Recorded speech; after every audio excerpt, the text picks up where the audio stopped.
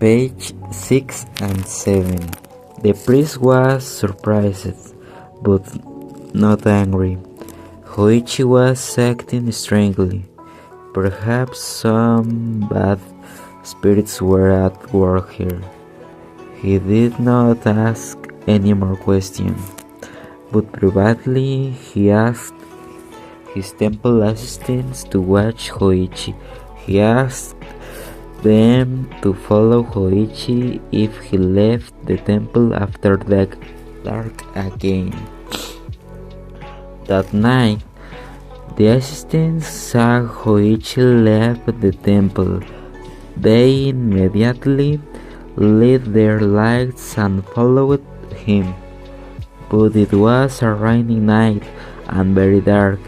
Before they reached the roadway, Hoichi disappeared. How can he walk so fast? They asked. He is blind and there are many holes in the road. The men hurried through the streets. They asked at every house, but nobody had any news of Hoichi. At last they turned to go home. They were returning to the temple along the beach when they suddenly heard a biwa. The sounds came from the garden of the dead next to temple. A few ghostly fires seemed to hang in the blackness above the stones. The men ran to the place with their lights, and there they found Hoichi.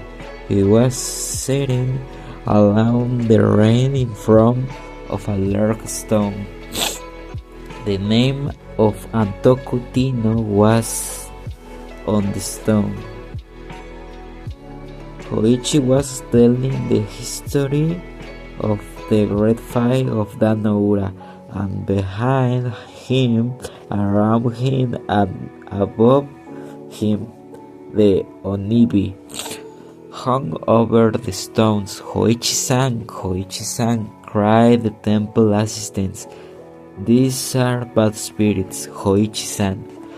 But the blind man did not seem to hear. He played his biwa more and more wildly.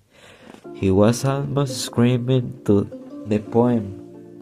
They caught his clutches.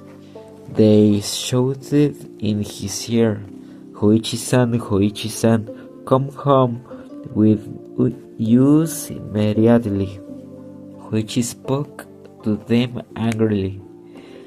Do not speak to me so rudely in front of these important listeners.